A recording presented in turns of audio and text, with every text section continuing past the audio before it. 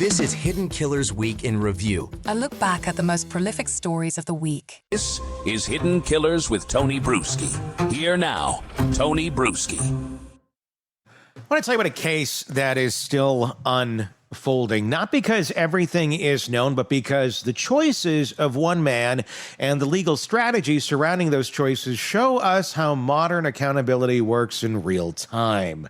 This is the case of Brian Walshe, a Massachusetts man indicted for the murder and dismemberment of his wife, Anna Walshe. Her body has never been recovered.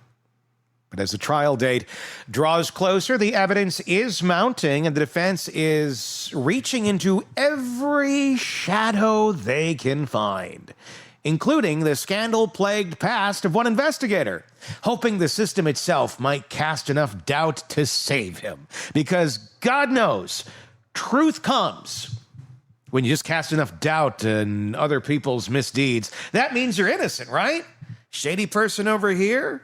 Shady person over here equals innocence. Well, in some cases, that seems to be how it turns out. So you can't blame a defense attorney for trying, right? They're doing their job.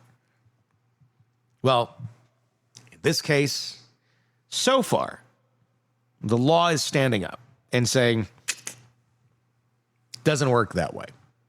Anna Walshe was last seen alive around New Year's Day in 2023. She was only 39 years old, a successful real estate executive, and mother of 3 young boys. Her job required her to split her time between the family's home in Cohasset, Massachusetts, and Washington, D.C., where she worked full-time. Early accounts said that she left for a work emergency on January 1st. Because we all have work emergencies, especially in real estate. On January 1st. In the middle of the night. And she needed to board a flight to Washington, D.C. At least that was her husband's story. Good story, right? That'll work. Tell him that. Just like your fraudulent Warhol paintings that you were trying to sell online. He's a bright one. I mean, you look at the guy and you're like, something's up with this dude. I don't think all cylinders are firing quite right. But the story fell apart quickly. Investigators couldn't find a flight booked under her name. Might be helpful if that's going to be your story. Her cell phone was silent. Her credit cards and debit cards remained unused, and surveillance never captured her entering the airport or leaving her house. It became clear alarmingly fast that Anna hadn't gone anywhere. At least not willingly. On January 8th, Brian Walshe was arrested, not for murder, but for misleading investigators. Prosecutors said he lied about his whereabouts on January 1st and 2nd. He claimed he was running errands for his mother. What he was really doing, and surveillance footage caught him doing this, well, it tells a very different story. He had bought hundreds of dollars worth of cleaning supplies. You know, like you do, spring cleaning, January 1st. Let's go get a bunch of stuff to clean up blood at the Home Depot. Oh, we don't do that? That's not part of your New Year's routine? Seems a little odd for him then, doesn't it? Mops, tarps, buckets. And he bought it in cash. Police also discovered a broken knife and bloodstains in the Walshe's family basement. Days later, he was charged with first-degree murder, misleading a police investigation, and improper conveyance of a human body. From the start, this was never going to be a clean trial. Brian Walshe came with baggage. A recent federal conviction for selling fake Andy Warhol paintings, like one does. Ongoing issues with the administration of his father's estate.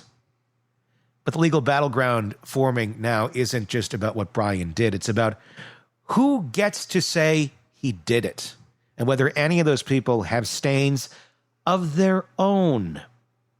The defense has made one thing very clear. They intend to argue that Brian Walshe can't get a fair trial in Norfolk County. It's not fair. I mean, he has all those Google searches for like how to dispose of a body and how to inherit money, how long to inherit money after a death, how to look up his Google search history. We've done many of episodes on it. Just on our channel, look up Brian Walshe and Anna Walshe.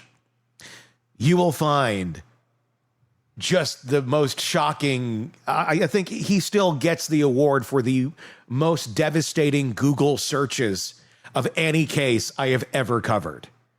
They're insane. And then to say, I had nothing to do with this. Yeah.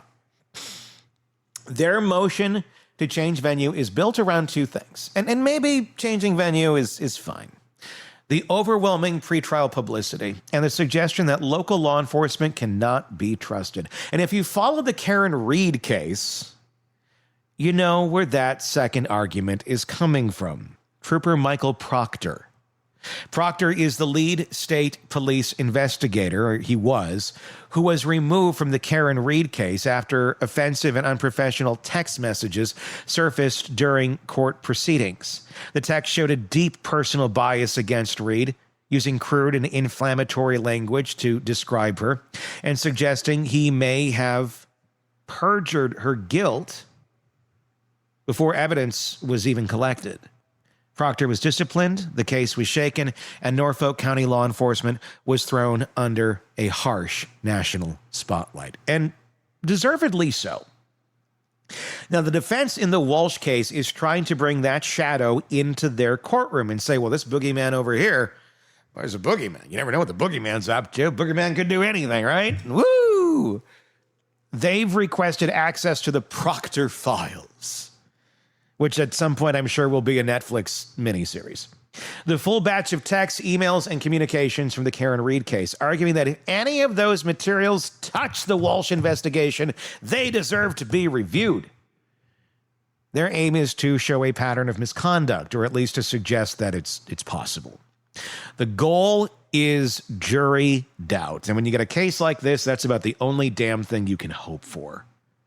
Not by clearing Brian Walshe's name, but by staining the badge of those who built the case around him. Here's the thing. The prosecution knows this. They've already said they won't call Proctor as a witness, and more importantly, much of the evidence against Brian Walshe doesn't rest on any one detective's word. It rests on the actions of Brian Walshe and his searches and his actions and the blood in the basement and the shopping trip. It's not about police notes. It's about cold technical data and traceable physical facts, the kind of evidence that speaks for itself. Start with the digital trail. Investigators recovered multiple electronic devices from Walshe's home, including one used by Brian and others belonging to his children. A forensic sweep found internet searches made in the hours and days following Anna's disappearance, and they weren't subtle. How long before a body starts to smell? How to dispose of a body?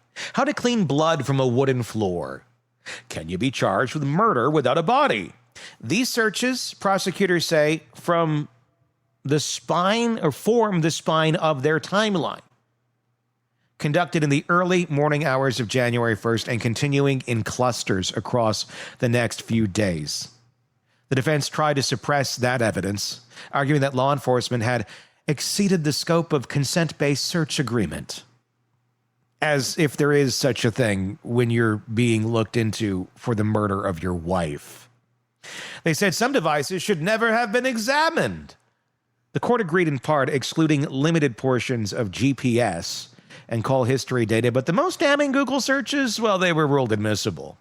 And that ruling, quietly handed down in July of 2025, solidified the state's case. Then there's the physical evidence. In the Swampscott dumpster near the home of Brian Walshe's mother.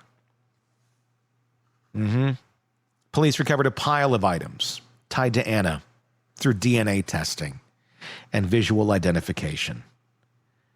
A distinctive rug, a Gucci necklace, a colorful beaded chain, and a Hermes watch. The same one Anna was seen wearing in a photo taken on December 31st, just hours before her alleged murder.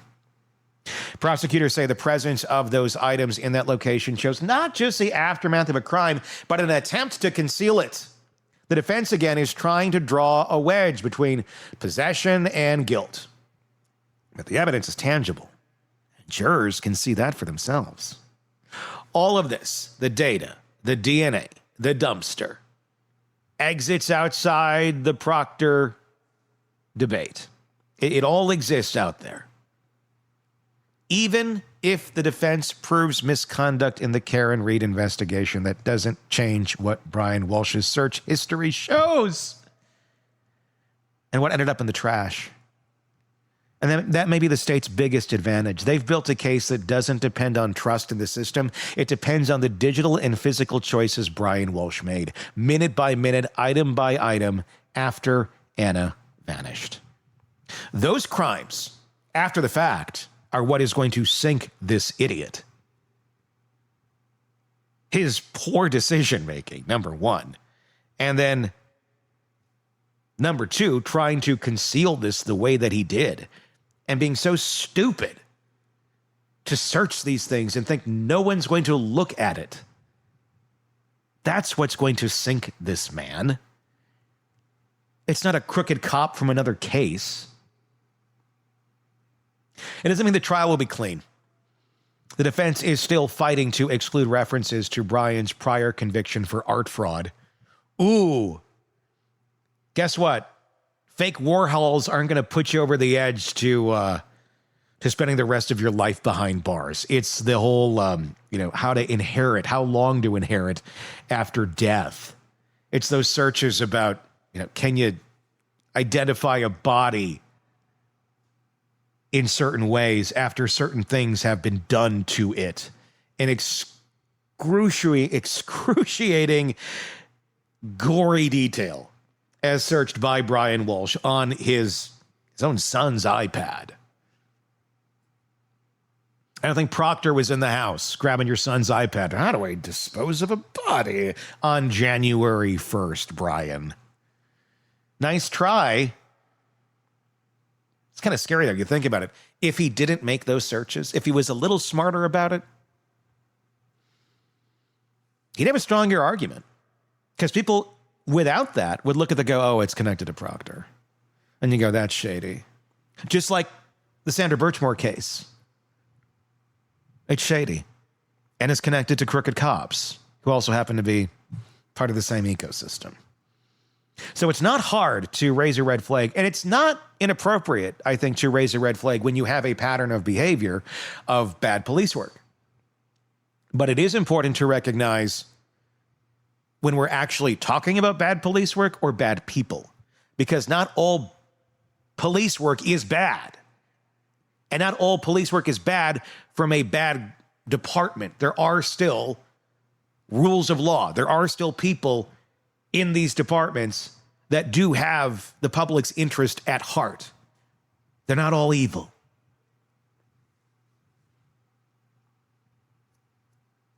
Brian was sentenced to 37 months in federal prison for selling the forged Warhol paintings.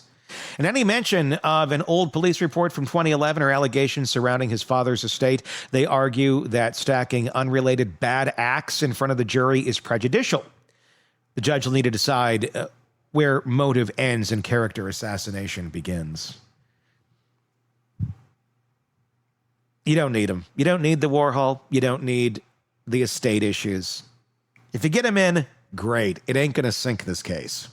Prosecutors say motive matters here. They're going to argue that Walshe believed Anna was going to leave him, that she had a boyfriend in D.C., that if she took the children, it would not only ruin his marriage, but destroy his leverage in federal court. He was still awaiting sentencing in the art fraud case at the time.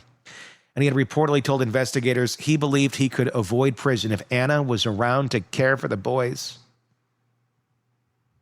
They'll argue that he thought he'd inherit life insurance money if she died. None of this is proven yet, but it frames the prosecution's case. It's not about rage. It's about control. Control of Anna, control of the narrative, control of the outcome, and a big old lack of empathy. And I'm going to guess some pretty messed up personality disorder at play as well. Wild guess. And that's where this case intersects with something larger. We've seen a rising wave of public scrutiny over police misconduct in Massachusetts and beyond. The Karen Reed case turned the spotlight harshly onto law enforcement bias. Digital receipts, private messages, shaking the faith in every badge they touched. But even in that environment, even with that doubt, some cases hold their own gravity. Some crimes are so brutally documented, so digitally mapped, that no disgraced trooper can unravel them. That may be the Brian Walshe paradox. The more he tried to plan, the more permanent his digital trail became. The more he tried to hide, the more objects he left behind. His legal team will try to argue that law enforcement poisoned the well. But the jury will have to decide whether that's enough or whether Walshe poisoned it himself, one search at a time. Because in the end, this isn't just a case about what's admissible. It's a case about what's undeniable. And that may be the lesson here. In the age of forensic precision and digital performance, you can't always hide behind a broken system. Sometimes even the cops are dirty. The data is clean, and it tells the story for you. Your thoughts in the comments section on YouTube. If you're not already there, search Hidden Killers with Tony Bruschi, and you'll find us.